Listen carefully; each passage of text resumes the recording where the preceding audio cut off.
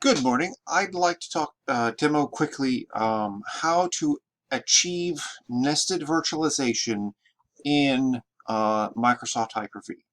I've shown how to do this inside for a given VM inside VMware Workstation, but in the process of trying to get things working for our Chapter 5 and Chapter 6 labs uh, for um, for the server virtualization course, I finally had to give up on uh, Windows NT running uh, on Hyper-V inside Windows Server 2016 inside VMware Workstation.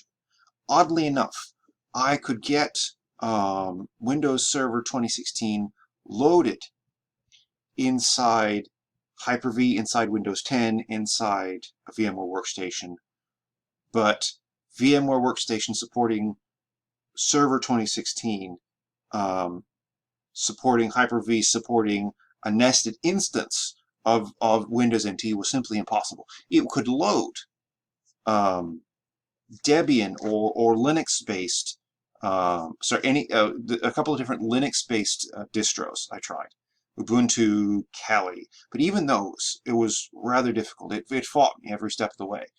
I find, in spite of the fact that you can't have Hyper-V and VMware Workstation coexisting peacefully on a Windows NT system, I decided to just render Windows VMware Workstation temporarily unworkable just to try Hyper-V again more directly without that extra layer of virtualization. So I do that. I install Windows Server 2016. So far, so good. I try to install the Hyper-V role, and it says no, the platform does not support virtualization. So I do my homework, and I find this. This is actually for Hyper-V on Windows 10, but I believe it will also apply to Windows NT. So this does actually work because my host platform is Windows 10. So there's some PowerShell commands that you need to run.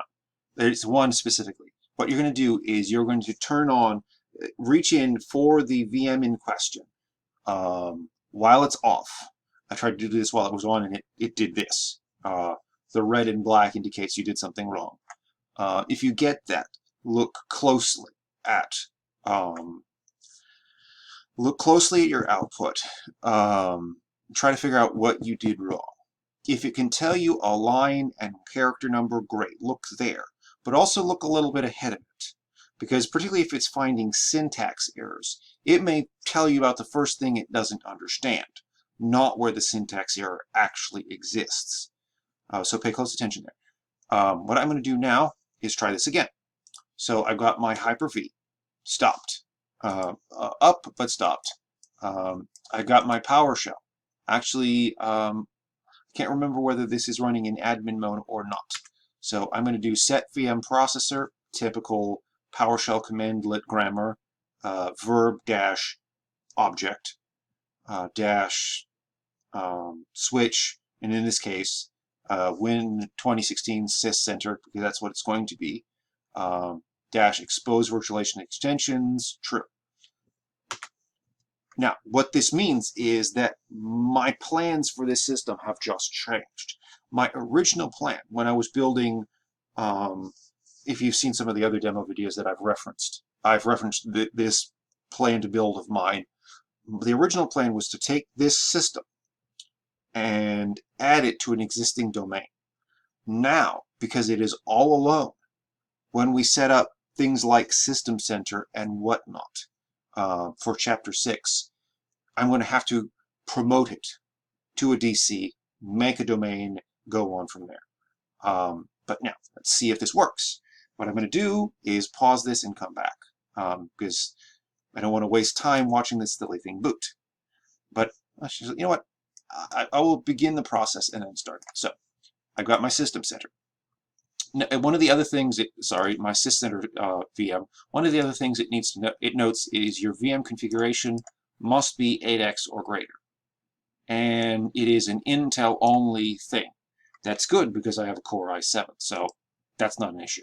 So I can start. I don't even have to double click to connect. I can just start it. And I can watch its uptime. I can watch its memory. Starting succeeded, good. So I've given it 8 gigs of RAM. I want this thing, and I can particularly do that because with my VMware currently inoperative, I can afford to give this thing all the horsepower it needs. And now I'm going to wait for it. So now we pause. Okay, so one of the things that Hyper-V might ask you as you're firing things up is how big you want the display. It's suggesting 1366 by 768. I've got 1920 by 1080, so I'm just going to leave it there. Use all my monitors. I don't want to do that. Yeah, and I want to save these settings because I don't want to do this again. You could actually crank it down if you want. Now, it will disconnect potentially while it sorts out what size the size you've told it. Just give it some time and it will come back. So there, do that. Now, if you want to turn this off for later, you can usually issue that same PowerShell command, except you're going to feed the exposed virtualization extensions variable a value of false instead of true. This is, in a sense, very much like what you would have to do for VMware Workstation, because you don't just globally turn on pass-through virtualization. You turn it on when you need it, and you don't when you don't. So I'm going to pause a little bit longer, and we'll see if this works. If it does, great. If not, I may just have to go back. I may have to remove Hyper-V. Waiting for group policy client. Now, one thing that will definitely help you, because you can set checkpoints in the hypervisor and also set recovery points inside the virtual machine, inside the VM or on the host, etc. Make sure you set every checkpoint you think you might need, so that if things don't go quite the way you want them to, you can just roll back. Another thing I would suggest as you're doing this, before you install Hyper-V, do some Windows updates first. Change the host name, change your time zone, do all the usual stuff, and then turn on Hyper-V. Because if you turn on Hyper-V later and you discover that somehow along the way the OS itself has gone slightly screwy on you, it will be harder to recover. And even doing those Windows updates will not necessarily put everything back in order. You may not be able to rely on System File Checker or DISM to set all this to rights. So do all of your basic system setup before you turn on the rules you care about.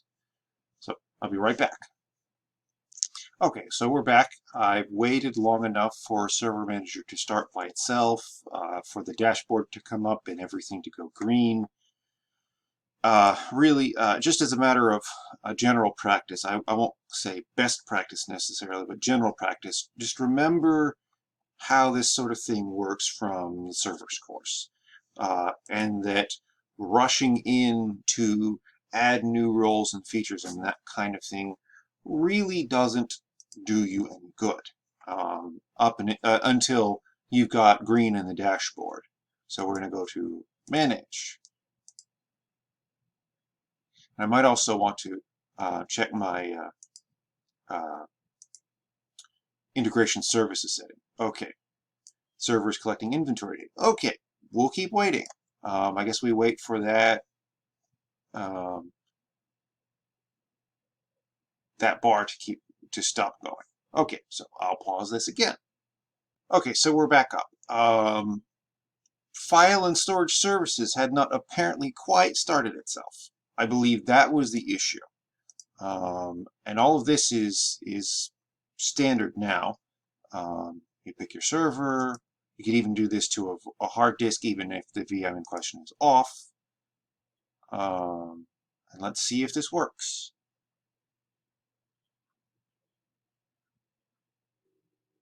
Okay, add features.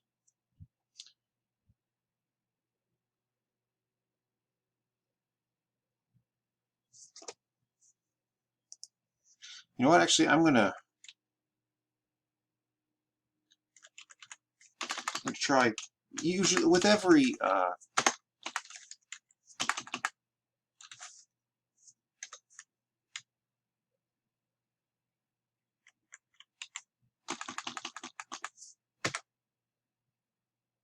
this may not work. Okay.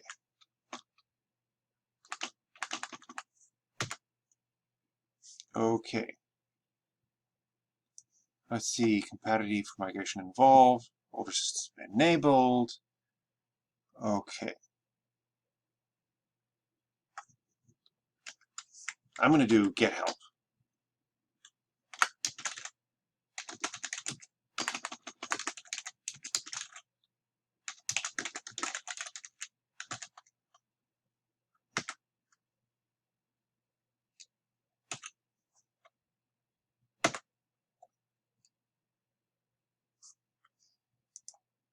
Oh, I think it's going to work this time. Hallelujah. You may have to do this later. I'm going to go ahead and do it now.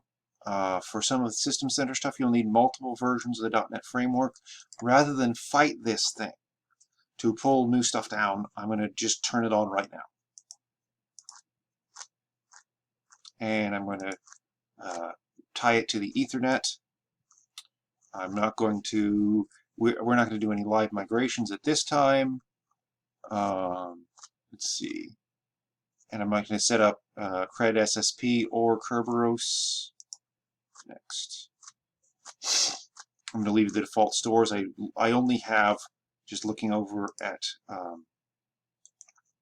looking at my settings, I only have the one hard drive. I can add another one later. I might well do that, because this 60 gigs is probably not going to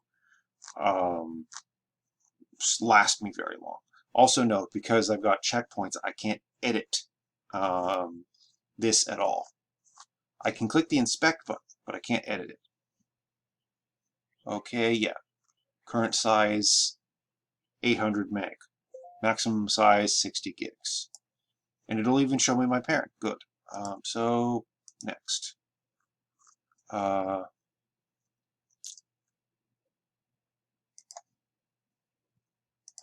Okay, what is this?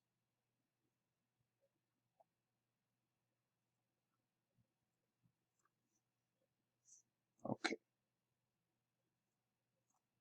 Okay. Update. Windows Update will work. It might take a while, but it'll work. Cool. So, I'm going to pause this now, and we'll come back to this in the next video. Thanks for watching.